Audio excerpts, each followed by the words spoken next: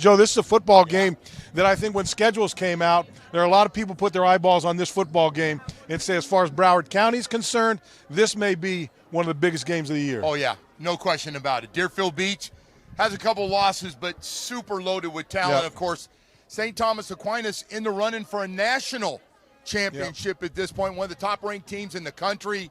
Absolutely loaded again. So this should be fun. By the way, through the years, Bo, Deerfield Beach had some big upsets here. Been able to come in here and win some games. So a little bad blood. Well, it should be fun. you talk about the Deerfield Beach 5-2. They lost to two out-of-state teams, quality teams. But when you look at the landscape here in South Florida, and particularly Broward County, you got to say as far as talent on the field is concerned, as much talent in this game as you're going to see anywhere in Broward County. Oh, yeah, by far. I totally agree. This, Bo, when you look at the D1 players that Deerfield Beach, by the way, they've done a great job of building that thing back up, making it big to go there. We're seeing some guys have success. There's a guy by the name of Judy at Alabama, a Deerfield Beach not guy. bad.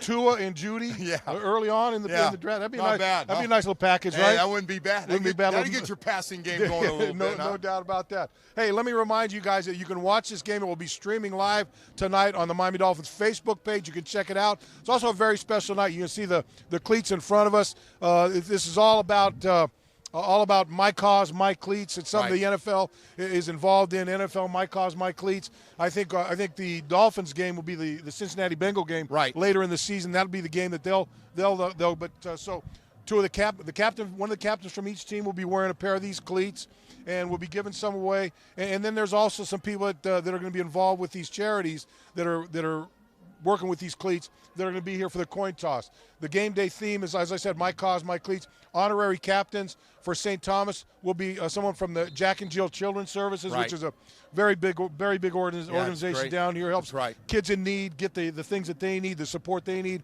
to get their education. So a representative will be out for the coin toss for them. And for Deerfield Beach, autism is what they're focusing on. The Dan Marino Foundation, students from Fort Lauderdale campus will toss the coin.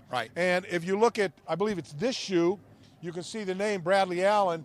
He's a manager for Deerfield Beach, and they've got his name on one of the shoes. He's worked his way with autism and taken advantage of some of the programs that are available. So nice to see someone that's received some benefit from all this. The charity is out here doing some good things. So very nice organization, very nice donation by everybody, and I think it's going to be a really fun evening for them and for everybody involved with the charities. Great looking cleats. And then you move on to the game, Joe. And this is, like we said, two powerhouses. We'll hear from Roger Harriet, the St. Thomas coach. We'll hear from Javon Glenn, the Deerfield Beach coach, about their football team. And look, we might have to run down and tackle him like he did some scoundrel here last week. Jason Taylor, we might be able to get him and sit down for a few minutes. I have a chance to give him a hard time about that. No, we'll give him a hard time when he taking sits care down of crime here at St. Thomas Aquinas. It was all blown out of proportion, Joe. Yeah. But all pro, Hall of Famer. He can still run his first step. Crime buster now, huh? Boy, right out of the bathroom, man. What is that? Your purse, sir? I know his man Seth is thinking, well, let's get him in Marvel Comics, let's get him in DC Comics. Jason Taylor, Crime Buster. So we'll talk to him about that. Yeah. But Joe, this is like we said, this is an important game, and Joe, we're getting down to playoffs and everything, and positioning and everything that goes along with that. And now I'm never really sure in its changes. It seems like all the time here. Maybe I'm going to ask you the question. How does it work playoff-wise? I remember it used to be the northern teams. You'd have to travel to the teams up north. Then the next year it'd be the teams south. How does it lay out now? Is it strictly just your schedule? Your record gets you the home field advantage during the playoffs, or is there some other scenario that I don't know about? So classifications, have changed. A lot of schools have been switched to different classifications, 1 through 8. The other part of it is strength of schedule. Strength of schedule comes into play. We're seeing a lot more and that's going to kids. hurt St. Thomas because they lost 2 games. I remember talking to Jason about it. They lost 2 games, and they don't. It's a point accumulation too. Right. So they lose all the points from the games there.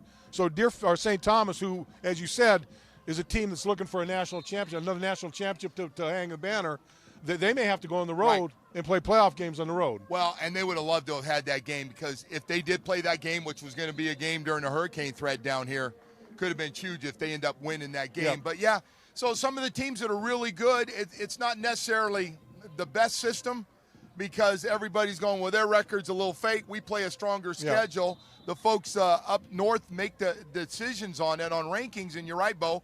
Comes down, you got a really good team, and you might have to travel a couple of rounds in the playoffs. Yeah. Pull the Miami Dolphins in the 17-0 season. They have to go to Pittsburgh in the championship game. Boy, how crazy St. is that? Thomas might find themselves in that same situation, going up to Lakeland or somewhere like that and playing one of those teams. That Lakeland St. Thomas Aquinas been a great matchup in the state finals for years. Chris Rainey. Oh, you still remember that? Every time I talked to Mike Pouncey, I said, was he in or was he out? And he said, I'm not saying. And I'd say, I'm saying. Went right down last play. That's one of the greatest games. It was actually a Hard Rock Stadium. One of the greatest games. I think both Pouncey brothers were in it. Chris Rainey was in it. They were loaded. They were loaded. Both Every guy went to Florida. Was a Gator. It was crazy. No doubt. A crazy year. So you look at this Deerfield Beach team and Jalen Knighton, Deerfield Beach all-purpose, Florida State guy. Dejon McDougal, wide receiver, going to Maryland. Bryce Gowdy going to Georgia Tech. Xavier Restropo is going to University of Miami. Who transferred from St. Thomas? One of them transferred from St. Thomas. Yeah, he did. Aquinas last year. Did. But they've got some players. They got D1 players kind of sprinkled all through that lineup over there. Well, they got good ones. By the way, I think Jalen Knighton is as good a running back. He kind of danced around with some different schools, but he's a good one, man. He's a big-time player. I'm really looking forward to the skill position players in this one. And, again, St. Thomas from top to bottom. Well, I was just looking at the slides when we were out there talking. Joe, they got some big fellas. I was walking in just as they were coming out of the locker room, and I said, "Whoa, that's a big dude right there." Then I go, "Well, there's a bigger dude." And they got some kid out here, must be 6'8", that's running around out here. I'm like, "Holy crap! Where are these?" Like 340, and he looks like he's 260. Well, you look at this, and Joe, we saw earlier in this year when we saw the team come down from St. Francis in Maryland. Right. And then the IMG team, and you looked at those offensive lines, you go, man, those are NFL offensive and defensive lines. I think we're going to be looking at the same thing during the course of this game. I agree, and that's a big help, big plus for this St. Thomas team is their size. And, but we talk every week, there's all the big schools have a couple of good ones, but when you get them across the board and a few backups with depth, a little different game down here. No doubt about it. And, these it's funny. We talked about it last week when we were up in up with Booker T or with American Heritage in Stranahan up there. We were talking to Patrick Sertan about program building and how they've built that program where it is a program, where the young guys learn the system. When they become sophomores, juniors, they're ready to step right in and play at a high level. And Stranahan, talking to their coach about them trying to build that team into a program. And I think we talked about transfers and all that things and how teams are trying to figure out how to make that work for them if their transfers aren't coming their way. And it all comes down to program building. Well, these two programs have been built for a long time and built for the long haul. Yeah, and Deerfield Beach's a public school. I praise all the public schools able to not only keep the kids through their programs, but other kids want to come and play from other programs. It's all legal. It's all part of the state of Florida now is keep what you have and try to add a couple of kids if they can come and they realize they can play for you. Yep. So we're going to talk to the coaches from both teams, try to get Jason Taylor. And while we're waiting for that, Joe, let's talk a little bit about the Miami Dolphins. We've had they've been on one road game, been at home for – Man, we've been home a lot. We've been home for a lot, which means the rest of the season is going to be on the road a lot. Went to Dallas. Now they go to Buffalo, 4-1 Buffalo team that's playing good football. And that quarterback, Josh Allen, last year he ran crazy against the Dolphins. He's staying in the pocket more. He's gotten better throwing the football. And now he's got that 1-2 punch, the ability to stand in the pocket, throw the ball, but he can run, and he can run for some big yardage when he takes off. He got a concussion earlier in the year against New England, which, by the way, Buffalo had a chance to beat New England after getting off to a slow start. I'm really curious to see how much run he's going to do. But he's taken over that team. His numbers aren't great passing. Bo, that defense, one of the top three in the NFL right now. The running game. And how about the Frank Gore story? Speaking of high school, Coral Gables High School. Frank's at it again on another year and finds himself as a starter again. It's just one of the great stories in the NFL is Frank, and he's a guy they're going to have to stop tomorrow. And we saw him last year when he was wearing a Dolphin uniform first downs, he's going to give you 4 or 5 yards Every time he's going to find out and squeeze through gaps, turn his shoulders, do whatever he has to do, run over people, and get that yardage to. And that was why he was able to play as much as he did last year. Everyone kept going, well, how come Kenyon Drake's not starting? Because Kenyon ain't giving you 3 and 4 yards on first down every time he touches the football. Frank does that. Well, and I think, I'm not saying Kenyon Drake liked it last year, but he accepted it, and Kenyon's role was even better last year. I hope he understands that, because he ends up with 9 touchdowns and that whole thing. This year it's been a little tougher, I think, in the whole running back situation with all those guys, because Coach Flores, Bo, you see it every day. He's going to play the hot guy and play the guy that looks the best and doesn't care about there's no seniority around here or what you did last year. And if there was any question about him wanting to win football games, he kind of answered that question last week. Going for the 2-point conversion, which I was 100% in on it. And where you are, go ahead and go for the winning game. And now he sees Fitzpatrick do what he did last week. Says, hey, he gives us our best chance. I know I said it was going to be Rosen for the rest of the season, but you know what? Things change. You move on. So he's going to give Fitzpatrick another chance to go. And Fitzpatrick knows that crowd, knows that stadium, been there, played there himself. So he knows all about what to expect up there. Bo, you brought up a great point on my radio show, talking about him helping too, especially your veteran center can't play, and he's seen it all. The whole fake blitz, and all that stuff. He can get everybody set up and help you. And I thought it was a great point that his experience that he has. Nobody's been in the AFC East more than this guy, man. So he knows it. He knows it on most of the teams. Yeah, no doubt about it. So big game for the Dolphins. It's a big game for the Buffalo Bills. And they're right in there. They're right in there punching. And who would have thought that? But they've taken that team and got them to a very good level. And so it's going to be a tough test for the Dolphins. And you talked about it. Daniel Kilgore, center, is out. Evan Bain will step over and play that. Now, he played center in college. He's played center a number of times during his career. Had him on the audible a couple weeks when we talked about that. Yeah. Hey, if you needed to, he said, I got no problem if I need to play center stepping over. So you've got a guy that's got experience. You've got a guy that's been there before, but he's still not your starter. And another change on the offensive line. Bo, I'm at a point. I just want to see guys getting better. Yeah. I want to see last week against the Redskins, we saw a lot of guys make plays. Yep. I want to see more on both sides. Whether a guy jumps up, makes a catch, Devontae makes a nice post pattern touchdown in the end zone. Just see guys making plays and move. Gesicki down the middle makes one of the great catches you'll see all year between 2 defenders. And then all the guys on defense that played their hearts out. Well, I'll tell you what, that defense, the defense, you go back to the Ravens game and how it was like they were playing against air, the Ravens. That defense has gotten better each and every week against very good offensive football teams. And last week, not the greatest offensive football team, but I think they got better last week. And that, I think, is what you're talking about. And I agree with you, is that this team is about watching young guys, seeing who's getting better, seeing who's the guy you want to kind of build around next. You want to be part of that core of growth as you move on. But I like what I'm seeing out of this defense. Look, you had X out last week. Other guys stepped up and played pretty well out there. I thought defensive secondary played great. We had a lot of guys play well. Bo, the best part we talked about before the season started, what group on that team would be the best? And to me right now, that linebacker core, no question. Beagle, what a great Beagle pickup the way Beagle's playing. Raekwon, Jerome. Raekwon, who, hey, by the way, Raekwon's had to earn it. Yep. He came in. Raekwon, you're a backup. We'll see how you do. Raekwon has made about as many plays defensively as anybody. I was worried that Raekwon early on was kind of out of sight, out of mind, kind of one of those guys. I remember being up in Tampa, and he was in the weight room while everyone was practicing, and you're going, it's getting close. You got to get out here and you got to compete, and wasn't able to compete until the season began. Finally gets in, and boy, has been playing as well as anybody, and really his stock is rising each and every week. He just continues to make big plays, continues to be a guy that's a force in there. And I'm with you. And when you look at strengths of this football team, originally talked about the running backs and the secondary when everyone was healthy. Now when you look, I'm with you. When I look at if I pick the one area of this football team that's the strength right now, it's that linebacking core. Yeah. No, I think, well, you're looking at positions you don't need with this draft coming up, which is going to be a huge story for this team with so many picks in the first, second, and third round.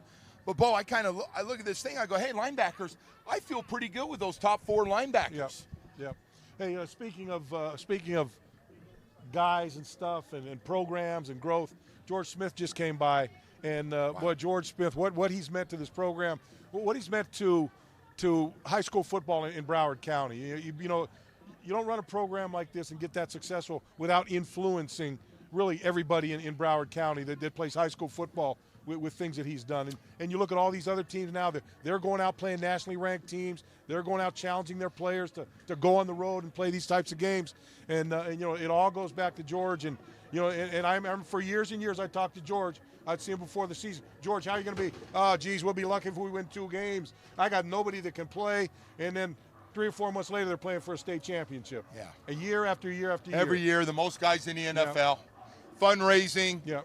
And then some of the assistant coaches he gets. Who's this guy that's coming in here? I don't know, but he looks familiar. Marvel Comics is knocking on the door. Crime Buster. Hey, if they were knocking on the door, I wouldn't be here. Crime Buster. Don't get it twisted. Marvel got that big money. Jason Taylor. So wait, before we get to the game, I got to clear this. I got to clear the air about this. I had people call me. Did you hear about what Jason did? I said, yeah, I read about it in the paper. I had you tackling the guy and beating him up on Monday morning. So some guy said, you know, the guy was 6'8", 220, could run like a deer, came in and snatched something. He had a 15-yard head start. Jason ran him down. Took him to the ground. Put him in arm bar. And Twan came in behind him. Twan came in behind him and put. First of all, he was built like Daryl Gardner. So he was about 315, and he was easily 46, 47 yards ahead of me when I started. But no, all jokes aside, it was.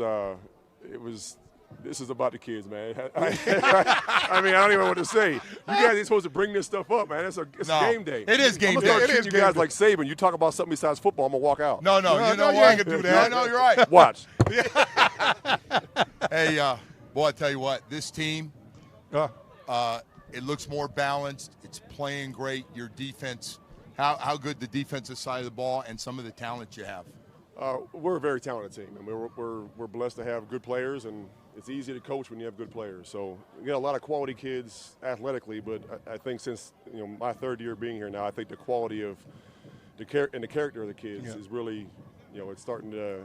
We're starting to get closer and closer to what you're really looking for. And that's no slight to the teams that have been here before. It's just as teams start to grow and kids start to grow and they see their role models ahead of them, being their seniors, lead the way, I think this group is following in some really good seniors' footsteps. Jason, everything you've done in your life has been about getting better, always getting better. Football, off the field, all those types of things, community and everything. Now you're coaching high school. I'm sure you go the same way. You kind of value what I did this year. How do I get better? Right. How do I get better? How do I get better to help these kids? How do you feel like you're growing as a coach? Oh, man, I think a lot. I mean, I got better at developing the personal relationships. Yeah. My first year I was new to the staff, and it was, coming off the Hall of Fame or going into the Hall of Fame that year, it was kind of more Coach Taylor's this Hall of Fame guy, and there was a little bit of distance between me and the kids. I think that they felt I wasn't as approachable, but kind of being that big brother sometimes, being the dad sometimes, being the coach, and we're all, as you know me, we're always going to work. I mean, it's just we're trying to get better at something every day, no matter if it's walkthrough. We don't even call it walkthrough anymore. It's called perfect play. I mean, there's just every day you've got to find something to drive you and get you better, and that goes for coaches too. So the interpersonal relationships, I think, with the kids has grown with me. Defensively, what we do in the field, the scheme is the scheme. The way we played, our standard of excellence is never going to change. But I think it's the things once you leave the grass or once you leave the turf that I'm learning, and I see more and more every day how much more important those things are. They all want to get better, right? Yeah, they everyone all wants to get better. Yeah, everyone wants to get better in everything they do in life. No matter if you're playing football, you're working on TV, or you're working anywhere. Everyone wants to get better, but do you want to do what it takes to get better? It's a big difference. And you're trying to teach these kids that everybody wants to win, but you don't win on Friday night at 7 o'clock. You win throughout the week, and this just happens. This happens because you put the work in. So, yeah, we all want to get better, but are you willing to do it? Hey, Jason, we were just talking before you came out. The influence of George Smith on this program still, and not only on this program, but in football in Broward County in general. Do you still feel his influence as he wanders around and does his stuff and still has his still into it knee deep and the whole thing? But boy, what a guy to have! Just a a guy that takes the program and makes sure it stays at the level that very few high schools get the opportunity to get to. Yeah, I mean, Coach Smith and his staff and his players built this thing up for years. I mean, when I was playing down the street in Davie and in Miami Gardens, you know, he was winning championships here and building this program to what it is. And his fingerprints are still here. His footprints are all over the place. And people respect that. And I think it's grown St. Thomas in a certain way, but it's also grown every other program around here. Yes. I mean, it's whether you're a Dade County school that comes up here and plays us, or we go down there, or you know, the American Heritage and you know, Cardinal Gibbons and all these other schools. I mean, they've all grown because of some of the things that Coach Smith did here and the way St. Thomas's platform is. So, you know, we live in, you know, the hotbed of high school football, as you guys know, and you know, I'm blessed to be working at one of the top schools, and I love every bit of it. Yep. I love every late night and film session and sore back and all that. I wouldn't be I don't want to be anywhere else. Yeah, awesome. Unless you're paying me a lot of money, then I'll Good go. stuff. Well, we're not going to do that. So I know a couple jobs down here. you get $1. We give you $1.50 for this. Yeah. maybe. Thanks, man. We'll Like buy you a real beer $1.50 sometime. or Nice to have $150 or No, $1.50. No, we know $1.50 didn't get you. I can't Get you off the couch. So we played in the 70s and 80s. We're talking $1.50 is $1.50. Hey, and listen, concessions are the same everywhere. You can't get anything for $1.50 here. That's good. See you guys. Thanks a lot. Jay. Thanks for being here. Thanks, buddy. Tom. Thank you so Roger much. Harriet's going to join us now, head coach of St. Thomas Aquinas. And the first thing I got to ask Roger, I was walking in, and I see a guy coming out of the locker room. I said, "Damn, that guy's big." And then 2 guys later, I go, "Damn, that guy's bigger than the other one." And then that guy's bigger than the other one. You got a big football team I out don't know there. if they're feeding them nowadays, guys. Oh, man. They're eating Tell you something. They're eating right. Put Yeah, it they that are. way. They eat much better than we did when we were kids. I want to ask you so many parts of this program. First of all, pressure to win state championships and now flirting with another national championship. Are the kids aware of all that stuff? I know the state championships, they understand. But the national rankings, is that something that they're aware of and there's a chance for that? It's hard to disguise it. You know, it's something that's a blessed expectation here at St. Thomas.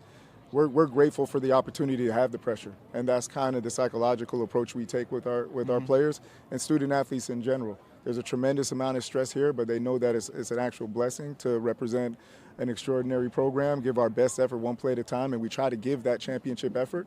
We instill it in the fabric of our school because our ultimate objective with regards to our faith is to ensure that they become champions in their life as husbands and fathers and mothers and wives and so forth. Just great community leaders, and we're fortunate to have a platform here at St. Thomas to utilize that. So we were talking earlier. There were schools that have teams. And there are schools that build programs. You've got a program going here. It's been going for a long time. And that program doesn't include just these guys that are playing here tonight.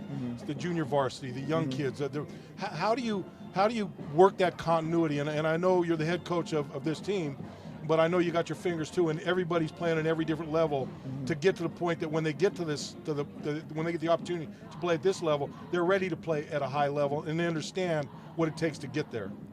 Throughout the entire school, they know what's at stake. They know what the expectations are, not only in the classroom and on the playing field, but also at home. You know, like I said, it's a faith-based organization. Coach Smith and our administrators have done an exceptional job throughout the years of establishing a great legacy and one for us to live up to. So we take it extremely personal. For us, it's not just playing in between the whistles. It's really a way of life because, you know, the last thing we want to do is disappoint, you know, those that have done so much for us. So this is our way of giving back to our family members, alumni, and all the people who established the foundation by giving our best effort.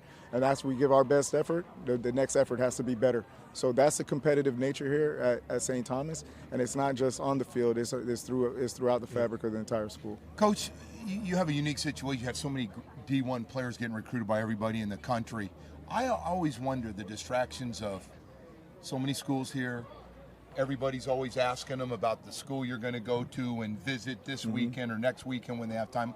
Is it tough to keep kids focused on the games and make that kind of a secondary thing? I can imagine it would be, but again, with the way we approach things, very similar to stress and the pressure, we we take distractions and challenges and struggles and utilize them to our advantage. Okay. We want to make sure our kids understand that's a component of life, and going through adversity is only going to increase your faith and character, and it gives you opportunities to get motivated. So we embrace those opportunities. We enhance them. We never put our head down when we're going through a difficult time. We show authentic encouragement and support. And as you know, kids are extremely impressionable. We have their undivided attention because of the reputation that has been established here through Coach Smith and many others. And we work off of that. Okay. Coach, you lost the game to the Hurricane, weren't able to play, and that's going to affect you playoff-wise. I know that there's a new format to it. Yep. You find yourself in a position where you may find yourself going on the road, even though your record would belay that. Right. How do you approach that? As of right now, we've had a couple games on the road already, and we feel like wherever there's green grass, we're home because there's a brotherhood. Yep. And we'll line up and play you anywhere. We went out to California. Yep. We replaced that Bergen Catholic game with Mandarin up in Jacksonville, and we have a tremendous amount of support here. And our guys do a great job of understanding what the expectations are. So if that's the case, then we're prepared for it. I think we're very fortunate. We've been earlier in our schedule is set up for our postseason, so we're in pretty good shape. Coach, real quickly, how's this team ranked with some of your other teams that you've had? Right now, we still got more left, but how do you like it overall? This team is exceptional. This team. Is they're benefiting from the ones in the past. I first got here in 2015. We were establishing a certain type of culture and really elevating Coach Smith's legacy and what it was like when I played for him. And some of our guys were not familiar with it, but they were receptive to it. But like anything else, it takes time to incorporate that type of change. And I think these guys are the holistic picture and personality of the teams from the previous years. But one thing that separates this group from all the others is its maturity and its leadership. And a lot of coaches talk about that more in a cliche standpoint because it's cool to say. But this team, they really, really do exemplify what it means to be a role model. And they not only do it on the field, but they do it in school, and it's really cool to see. Coach, appreciate your time. Coach, thank you. Congratulations on your record. Good luck tonight. And appreciate you guys. Bring it home. Thank you for coming out, guys. You got good plays there. You want to see the plays? Now that's the depth chart. Thanks, guys. Thank you. Pretty deep, that depth chart. Got a lot of guys out there. That's for dear. Javon Glenn, head coach of Deerfield Beach, is going to join us right now. We'll kind of take a look at them. Coach, how you doing? Coach, how you doing, man? Nice to see you. Nice to see you. It's been a while, man. Yeah. Since that opener. It's been a while.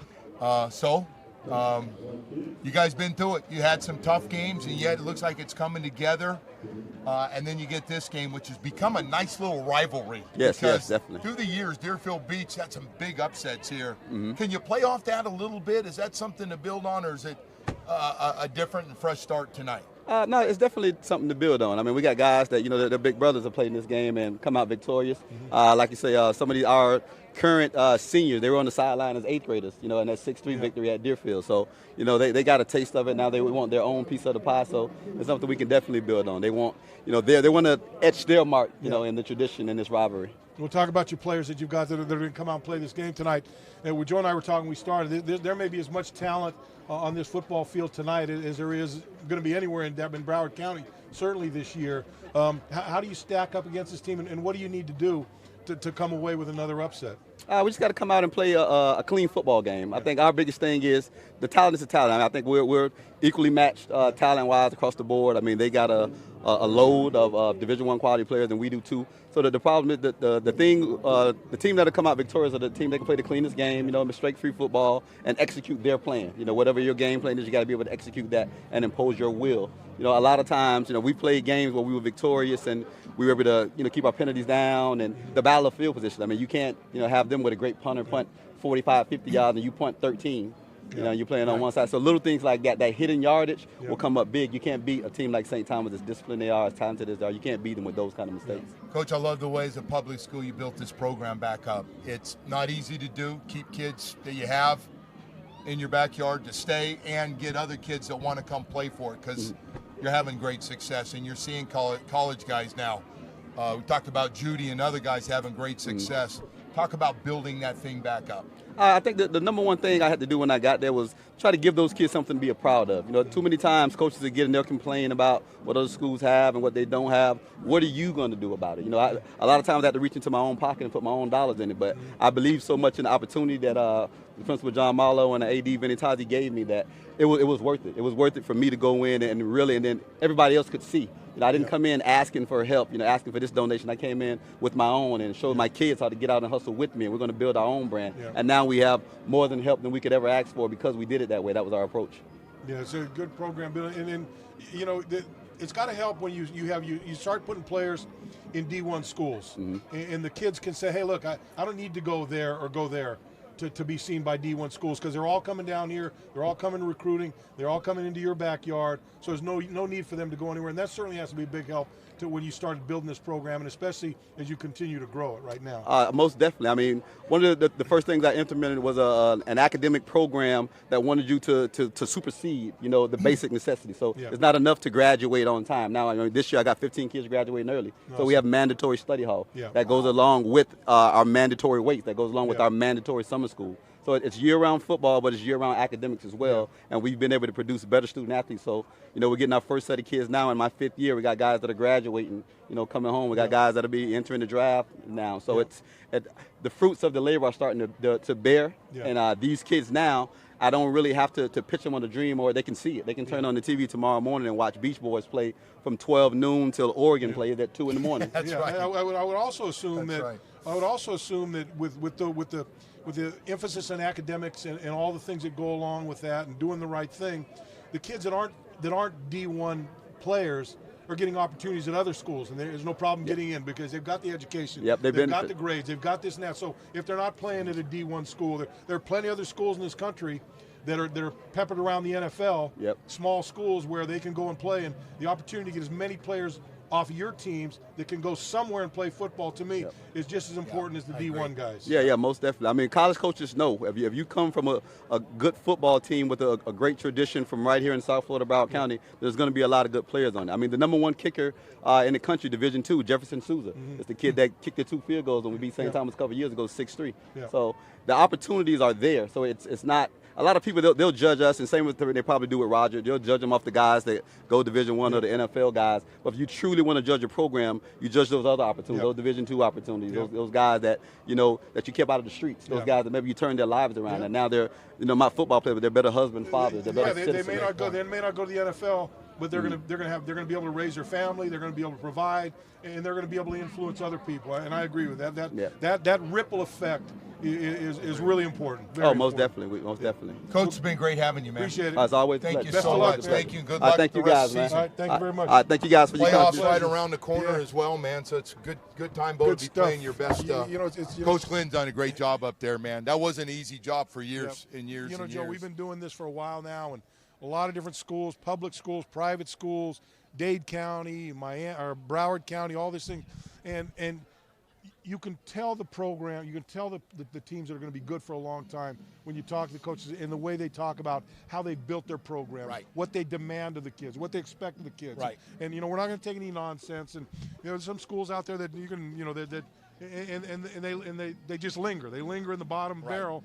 And then you got teams that pull their bootstraps up and figure it out. And I got to tell you, Glenn's done a great job. Great job with this Deerfield program, no doubt about it. I think you could have a fun game tonight, Bo. And high school football, like you said, playoffs right around the corner, and everybody wants to be playing their best right now.